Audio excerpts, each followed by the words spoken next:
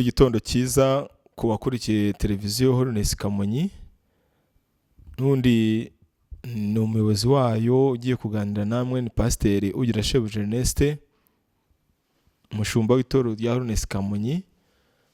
Ni shene n'ubundi yifuriza isi yose ko bahinduka bakava mu bidatunganye, ikanifuriza abanyarwanda muri rusange, ikanifuriza abakristo bose aho bari kugubwa neza mu migendekere yabo yo gukizwa. Ni shene iri gushyira mu nshingano ndetse ikayirangiza neza, pana kuyikoraho. Turashaka kugira ngo turangize inshingano y'umurimo w'Imana Yesu yadusigiye. Yavuze ngo nimugende mubwirize abantu. Turi mu mugambi rero wo mu nshingano y'iby'Imana yavuze, yuko kandi izabana natwe, yuko kandi izagendana natwe, yuko kandi izakorana natwe. Ntabwo dufite rero, dufite ibyiringiro n'icyizere cy'uko yatangije umurimo mwiza mu itorero ryacu rya Holiness, ifite imbaraga n'ubutware bwo kuzadusohoresha neza uyu murimo wayo. Dutangiza uyu murimo rero wo gushyiraho iyi televiziyo, bwari byo kugira ngo abantu bose bumva hari ubutumwa bwiza bagezaho baze n'ikaze, kandi ntabwo duheza. Abo matorero yose uwumva afite icyo yavuga, byaba ubutumwa, byaba ubuhamya, byaba amashimwe, kuvuga iby'Imana yakoze nta mupaka. Ni itorero ryiza ribana n'abantu bose amahoro. Niyo mpamvu dukangurira abantu bose rero bafite ibyo kuvuga, cyane cyane batuye muri kariya karere ka Kamonyi, mu mirenge duturanye ya Karama, Kayumbu, Kayenzi, Rukoma, ino mirenge yose na Gacurabwenge. Umuntu wese ufite ibyo yavugira Imana ni ikaze. Mu buzima busanzwe twe dutuye i Kigali, ariko tunakorera i Nyamirembe, ni itorero ryacu riri, ndetse dutuye i Karama mu isantere. Uwagira ikintu cyose akenera rwose yatuvugisha, na nimero yacu turaza kuyibaha. Umuntu wese wumva hari icyo yatubaza, umuntu wese wumva hari icyo yabwira abanyarwanda, yabwira isi yose, yaduhamagara tukamuha ikaze, tukamwereka uburyo ibiganiro bye twabifata. Turashimira Imana rero ko uyu munsi ibintu biragenda neza. Mu gutangiza uyu mushinga byari bikomeye, ariko kwari kugira ngo nubwo COVID-19 yadufungirana mu ngo, ariko ntabwo bitubuza gukora. N'uyu munsi tuba turi mu rugo turimo gukora ibiganiro, ariko kandi tuvuga ngo naho insengero zitarimo gukora, naho abantu batarimo gusenga, ariko ijambo ry'Imana ryo ntabwo ripfukiranwa, nta nubwo rinigwa. Niyo mpamvu turivuga rero, niyo mpamvu hariho amashene menshi ya gikristo avuga iby'Imana. Nawe rero tinyuka uzivuga Imana. Ikaze kuri televiziyo Holiness Kamonyi, uhawe ikaze kugira ngo uze utange ibiganiro byubaka abanyarwanda, ibiganiro birema, ibiganiro bihindura icyerekezo, ibiganiro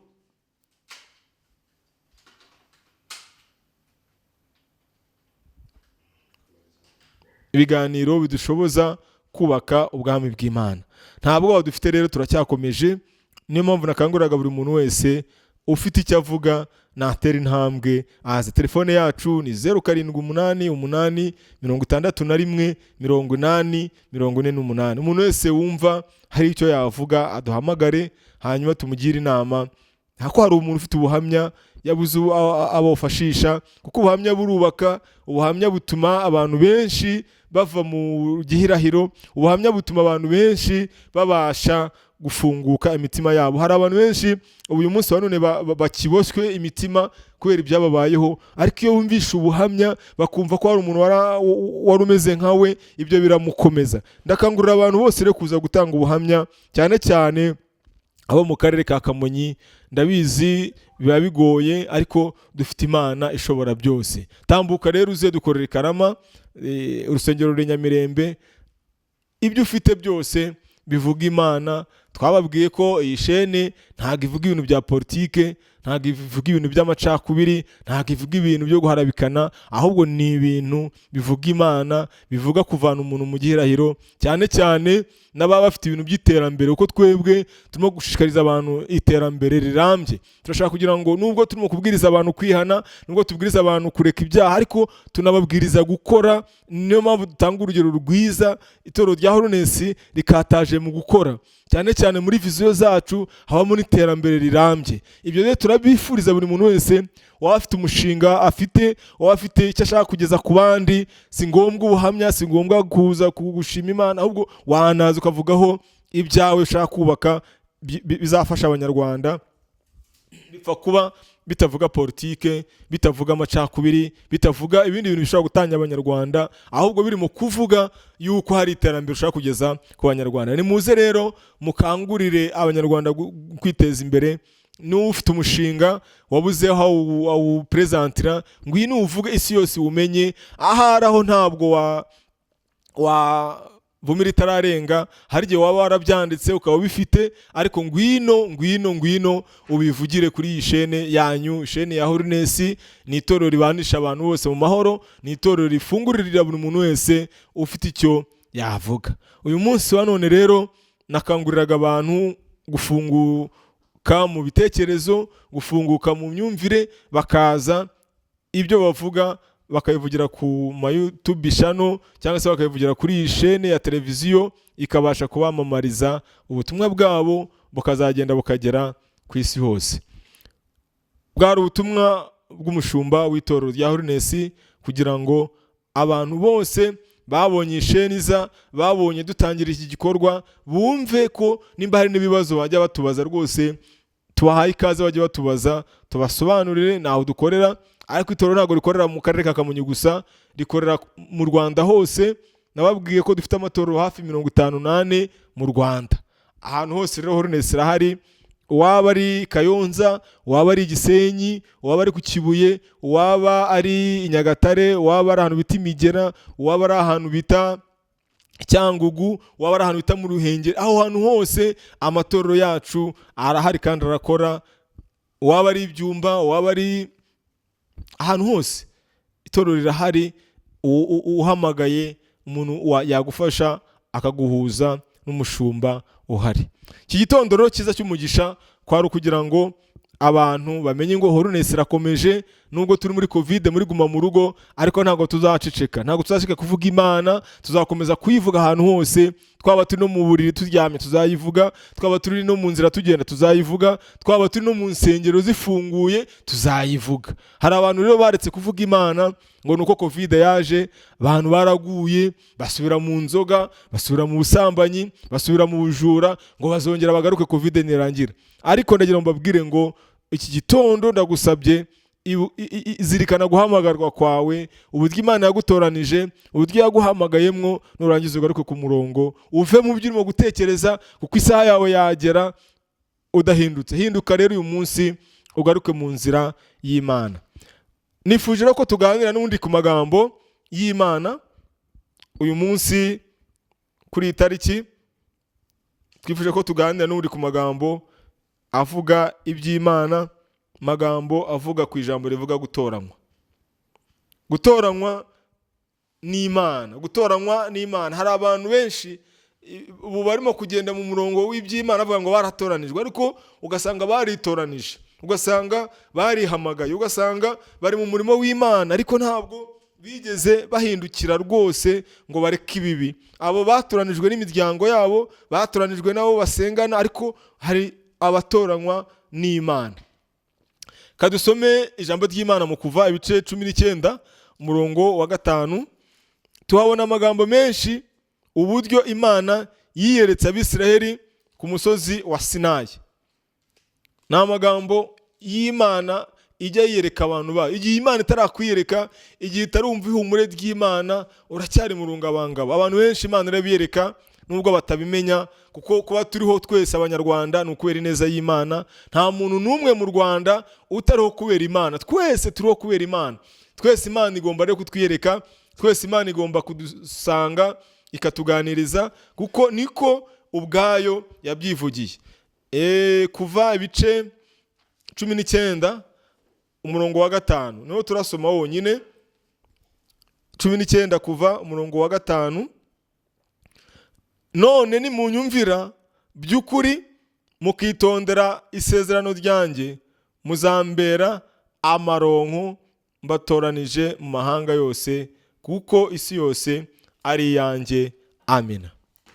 Iri ni ijambo Mose ari kumwe n'Abisiraheli yabwiwe, kubera ko murazi ko Mose niwe wabashaga kumvira Abisiraheli by'Imana ishaka kuvuga. Mu buryo bwose Mose yabanaga n'Imana, habaga hari ibibazo, habaga hari intambara Abisiraheli bahuye nazo, habaga hari akaga bagiye guhura nako, ariko Mose kuko yari yarahamagawe n'Imana, yari yaratoranijwe n'Imana, mbese gutoranywa kwe Imana yari ikuzi, niyo mpamvu Imana yamutumaga ku bwoko bwa Isiraheli.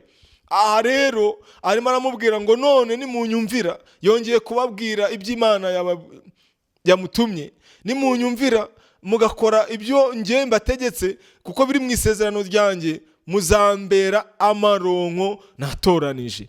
Iyo tuvuze amaronko bivuze ngo ni ubwoko, ndetse ni umuryango, ndetse ni igihugu, ndetse n'isi Imana ubwayo igiye kwiyoborera. Imana igiye kwihera destination, icyerekezo cy'ibyo bagiye kugenderamo. Aba nabo rero wari umunsi wo kugira ngo bamenye ngo Imana igiye kubayobora mu rugamba bari bagiye guhura nayo. Muzambera amaronko, harimo amagambo abiri muri uyu murongo. Muzambera amaronko kandi mbatoranije mu mahanga yose. Bivuze ngo mu mahanga menshi harimo abantu batoranijwe, mu mahanga menshi harimo abantu Imana yironkeye izi. Niyo mpamvu abantu benshi bakunze kwitiranya amagambo abiri, kuba abana b'Imana no kuba abantu b'Imana. Twese turi abantu Imana yaremye. Ni ukuvuga ngo nta muntu Imana yaremeye kurimbuka. Niyo mpamvu abantu bose Imana yarabaremye ari beza, ariko kubera imigenzereze, kubera imikorere yabo mibi, barahinduka, batera Imana umugongo. Ariko turi abantu b'Imana, Imana yaturemeye imirimo myiza, nta muntu yaremeye gukora ikintu kibi. Niyo mpamvu mwifuriza kugira ngo ubwo Imana yakuremye uri umuntu mwiza rero, ongera wisuzume umenye ko uri umuntu Imana yaremye. Ariko muri abo bantu Imana yaremye harimo n'icyo bita abana b'Imana. Abana b'Imana abo ni abahamagaye bakumva ijwi, abo ni abahamagaye bakumva umurongo w'iby'Imana, abo ni abahamagawe bakamenya ko Imana ibakunda, bakamenya ko Imana iri mu ruhande rwabo. Niyo mpamvu uyu munsi wa none Mose Imana imutumye iramubwira ngo genda ubwira Abisiraheli yuko nibanyumvira by'ukuri. Byumvikana ko hari abantu bumvira Imana bitari iby'ukuri. Nibanyumvira by'ukuri, abo ngabo bazahabwa ku mbaraga, bazahabwa ku mbabazi, kandi nabo bazitwa ubwoko bwanjye, bazaba abana banjye. Cya kabiri, Imana ihita ibatoranya. Iyo umuntu yatoranijwe rero n'Imana, ibyo Uwiteka avuze byose arabikora. Nta muntu watoranijwe n'Imana unyuranye n'umugambi w'Imana. Kuba waratoranijwe byonyine ni kimwe, no kuba wumvira ko ugomba gushyira mu bikorwa iby'Imana yavuganye nawe ni icya kabiri. Gutoranywa ni kimwe, no gukomeza umugambi w'Imana mu byo yagutoranyirije ni ikindi. Nimunyumvira rero mukitondera amategeko yanjye, biravuga ngo munsabe icyo mushaka cyose muzagihabwa. Iyo wumviye Imana, iyo wahaye agaciro gutoranywa kwawe, Imana iragushoboza. Hanyuma iyo dusomye mu Kuva ibice 24 uhereye ku murongo wa mbere, cyane cyane ku murongo wa 8 niho ayo magambo akubiye. Harimo amagambo yuko Mose ubwe yendaga amaraso akayamisha ku bantu. Byashushanyaga iki? Uko yabamishaga amaraso ku bantu akabwira ati ngaya amaraso y'isezerano Uwiteka asezeranye namwe. Iyo wamaze guhamagarwa muri uyu murongo w'igice cya 24 cyo Kuva, uhita uhabwa isezerano. Iyo watoranijwe Imana ihita iguha amasezerano. Abantu benshi bari ku masezerano, abantu benshi bari kugendera mu masezerano, ariko isezerano ry'Imana uko byagenda kose rihabwa umuntu watoranijwe, ubasha kumva ijwi, ubasha kugendana n'Imana, ubasha kugendera mu bushake bw'Imana. Uwo muntu ahabwa amasezerano. Niyo mpamvu Mose yafashe amaraso akayaminjagira ku bantu. Ayo bantu rero yaminjagiye amaraso, hari icyo byavugaga ku isezerano rishya. Niyo mpamvu Yesu yaje na amaraso ye akayamena kugira ngo njyewe wari kure y'amasezerano mbashe kwigizwa hafi. Twari turi kure y'amasezerano rero, ahabwa ari ubwoko bw'Abisiraheli, ariko uyu munsi wa none ubwoko bw'Abisirayeli ku masezerano ni twebwe, ab'Imana yahaye isezerano ni twebwe, abanyarwanda yaduhaye isezerano, isi yose yari isezerano kubw'amaraso y'umwana wayo Yesu Kristo. Ndagira ngo uyu munsi umenye ngo mu bayatoranije benshi nawe urimo, kandi ugomba guhabwa isezerano ry'ayo maraso. Ufite ayo maraso rero uyu munsi wa none niwe mwana w'Imana. Aha Mose niwe wajyaga agendera Abisirayeli akajya kubiteka. Mu isezerano rya kera Mose niwe wajyaga agendera Abisirayeli akajya kuvugana n'Uwiteka. Byabayeho igihe kinini akavugana n'Imana, akatura ibyaha by'Abisirayeli, Imana ikamubwira nayo ibyo agenda kubwira Abisirayeli. Ariko uyu munsi wa none mu isezerano rishya ibyo byose twabonye Yesu amena amaraso ye, abamwizeye bose babona agakiza. Iryo ni isezerano ridakuka, kubera ko abamwemeye bose yabagize abana b'Imana, kandi uko niko turi abana b'Imana tubiheshejwe n'amaraso. Amaraso ya Yesu rero ni meza, yaduhinduye abana b'Imana. Ibyagaragaraga ko cyangwa se ibigaragaza ko Abisirayeli bagombaga kubaha Imana ni uko bizeraga ko Mose yavuganye n'Imana. Yamanuka avuye kuvugana n'Imana akaza akabwira ngo Imana irambwiye. Hari abantu benshi rero batabyubashye, hari abantu benshi batabyumvaga. Mose yamara kubabwira neza y'Imana bagahita bagenda bakremera ibishushanyo bibajwe, ariko abo nabo babonye ingororano z'ibyo bakoraga bibi. Ariko abamwubahaga bagatega amatwi, abona bugingo n'ubu ngubu biri tubwira ko babaye abanyamahirwe. Kumvira Imana, kumvira ugutoranywa kwawe no guhamagarwa kwawe biguhesha kuba mu murongo w'iby'Imana yavuze. Reka turebe ibyarangaga abantu batoranijwe. Ni byinshi ariko turavugamo bikeya. Iyo usomye Abagalatiya ibice 5 umurongo wa 22 kugeza kwa 26 uhita ubonamo ibintu byarangaga umuntu watoranijwe. Muntu udafite ibi bintu ngiye kukubwira, ndabizi ni byinshi warireberaho, ariko ndagira ngo ubwire ibi ngibi bikeya bigeze ku 8 cyangwa 7. Hari urukundo. Iyo watoranijwe ugira urukundo. Ntabwo watoranywa ngo ukomeze kwangana, ntabwo watoranywa ngo ukomeze kugendera muri kamere z'imiryango. Iyo watoranijwe ugira urukundo. Iyo watoranijwe icya kabiri ugira ibyishimo. Iyo watoranijwe ugira amahoro mu mutima, ukagira kwihangana, ukagira kugira neza, ukagira ingeso nziza, ukagira gukiranuka, ukagira kugira neza, ukagira no kwirinda. Ni ibintu bigeze ku 9. Ibyo byose urasabwa ko nimba warahamagawe ugomba kubigira, kandi nibyo bizakuranga ko uwatoranijwe n'Imana. Hari abantu rero batoranywa n'Imana barangiza bakayivangamo n'imiryango yabo, barangiza bakavangamo n'amarangamutima yabo, ariko urasabwa kumenya ko watoranijwe n'Imana ufite izi ngero zikuranga.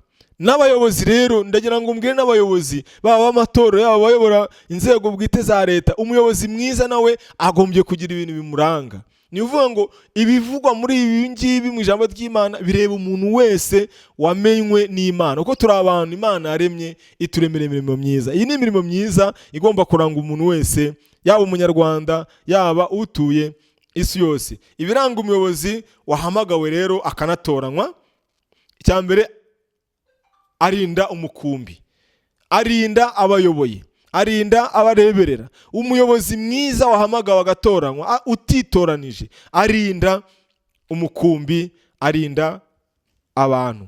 Ikindi kiranga uwahamagawe akanatoranywa, iyo dusomye Petero wa 2 igice cya 1 umurongo wa 3 haboneka amagambo menshi: imbaraga z'ubumana bwayo zatugabiye ubuntu, cyangwa se ibintu byose bizana ubugingo no kubaha Imana, tuheshejwe no kumenya neza uwaduhamagarishije ubwiza bwe n'ingeso ze nziza. Aha turasabwa kugira ko ingeso nziza. Nimba uri umuyobozi ukaba ufite abo uyoboye, ugomba kubagaragariza ingeso nziza, ukaba umuyobozi mwiza, ukaba umuyobozi wubaha Imana, ukaba umuyobozi ugendera muri gahunda y'uko nyine watoranijwe. Ntuzahindure ngo ujye ibumoso kandi wari iburyo. Urasabwa rero kugendera mu mbaraga z'Imana. Umurongo wa 4 ukavuga ngo ibyo nibyo byatumye aduha ibyo yasezeranije by'igiciro cyinshi. Ni ukuvuga ngo kubaha Imana bituma duhabwa iby'igiciro. Ni ukuvuga ngo umuntu wubashye Imana arayinezeza, umuntu wubashye Imana agendera mu budahangarwa bwayo, umuntu wubashye Imana abasha gukora ibyo abandi bananiwe gukora. Umuntu wubashye Imana yarahamagawe nyine, ari mu mugambi w'Imana, abasha gukora no gutekereza cyane, agakora ibisabwa n'Imana kuko ababizi neza ko biri mu mugambi w'Imana. Umurongo wa 5, ibyo bigatuma tugira umwete muri ibi. Wa muntu wahamagawe rero arasabwa kugira none umwete. Amagambo aragarutse, umurongo wa 5 w'igice cya mbere cya Petero wa 2. Uwo muntu wahamagawe neza agira kwizera akakongeraho ingeso nziza akazongeraho kumenya akakongeraho kwirinda ibibi, akakongeraho kwihangana ibimugerageza, kwihangana akakongeraho kubaha Imana, akakongeraho gukunda bene data, akongeraho urukundo. Ibyo ni ibintu bigomba kuranga, bigeze ku 8 cyangwa 9 nanone bigombye kuranga umuntu wahamagawe, kandi ibyo ngibyo nubigendana ntugire ubwoba, Umwami Imana azagushoboza. Nubigendana Umwami Imana azakuba mu ruhande. Umurongo wa 9 uvuga ngo udakora ibyo aba ari impumyi yibagirwa aho Imana yamukuye. Inshuti muvandimwe, we kuba impumyi yo kwibagirwa aho Imana yagukuye. Twese dufite byinshi byo kuvuga, Abanyarwanda by'umwihariko dufite byinshi, ariko ndakwinginze ndagusabiye ngo uyu munsi uzirikane guhamagarwa kwawe, uyu munsi uzirikane ibyo Imana yakoze mu muryango wawe, mu gihugu cyacu cy'u Rwanda. Turi mu minsi yo kuvuga kugira neza kw'Imana, uko Imana yabanye natwe Abanyarwanda muri iyi minsi 100 iri kurangira, y'ibyo Imana yadukoreye ikadukiza. Ubwo twari dupfuye, ababisha baduhagurukiye, isi yose yaduhagurukiye, ariko Imana yo mu ijuru igakoresha abantu bayo, igakoresha ingabo, igakoresha abenegihugu barafite umutima mwiza, bujuje ibi bisabwa. Abo bose bakemera gutanga amaraso yabo nk'uko Imana Data wa twese yayatanze, igatanga Yesu. Abo nabo bemera gutanga imbaraga zabo, babasha gucungura Abanyarwanda, babasha gucungura igihugu cyacu. Niyo mpamvu uyu munsi wa none tuvuga ibintu byinshi Imana yakoze. Niyo mpamvu uyu munsi wa none Abanyarwanda aho bari basabira ngo bambare imbaraga. Iyaturwaniriye kiriya gihe, yadushoboreje abavandimwe bacu bakaturokora, bakarwana bakagira ubwami n'amaraso. Iyo ngiyo ni intsinzi, kuko bari bafite urukundo. Rero nimba utarufite uyu munsi wa none rusabe, kugira ngo uyu munsi Imana Data wa twese yongere yubake Abanyarwanda, yongere yubake imitima, kuko ntabwo waba ufite kwibohora ugifite kwangana. Oya, iyo umuntu afite gukunda mwene se aba yaribohoye ingoyi y'urwango. Niyo mpamvu uyu munsi wa none nkwifuriza ngo mu kwibohora kwiza kw'abana b'Imana, kw'abenegihugu b'u Rwanda, tuzirikana amaraso yamenetse, tuzirikana inzirakarengane zahabaye, tuzirikana ibikorwa byose byabayeho, kugira ngo uyu munsi wa none hataboneka umuzi wo gusharira wakongera kugaruka mu bana b'u Rwanda, ahubwo tumenye ngo ineza y'Imana itwongerere ibi byose twavuze: kwizera, kwihangana, kurwana, mbese kunesha ibitugerageza by'uburyo butandukanye. Umwami Imana nawe ari mu nzira kugira ngo arengere Abanyarwanda. N'ubundi ngiye gusoza mbifuriza ngo umwuka w'Imana adushoboze gukunda igihugu, gukunda Abanyarwanda, ndetse natwe ubwacu dukundane. Nibwo Imana izamanuka, nibwo Imana izaza ikongera ikatwongerera n'izindi mbaraga, nibwo Imana izamanuka ikongera ikatwubaka aho twasenyutse. Mbifuriza rero kugubwa neza kuri tariki, kandi Umwami Imana akomeze kubishimira kuri tariki ya 4 z'ukwezi kwa 7. Dukomeze kuzirikana guhamagarwa kwacu, dukomeze kugendera mu bushake bw'Imana, nibwo Imana izaza ikaturengera. Yari mwene so muri Kristo Yesu, Pasiteri Ugirashebuja Ernest, wabwiraga ngo murwane, kuko gutoranywa kwanyu Abanyarwanda Imana irakuzi, kandi yiteguye kuturengera, yiteguye kuturwanirira. N'iyi Covid Imana yiteguye kuyigizayo, niduhuriza hamwe imbaraga tugasenga, nta kabuza Covid izagenda, Abanyarwanda dusubire mu bumwe, Abanyarwanda dusubire kugenderanira, kuko Imana yacu ni Imana ikunda ubumwe bw'Abanyarwanda, ni Imana ikunda ubumwe bw'Abakristo, ni Imana iduhuriza hamwe kugira ngo twungurane ibitekerezo. Murakoze abari bakurikiye televiziyo Holiness Kamonyi. Ubuntu n'amahoro n'urukundo rw'Imana rukomeze rubasageho, kandi ibyo Umwami Imana ategetswe gukora abibakorere. uhereye none, ukagize iteka ryose mu izina rya Yesu, amen.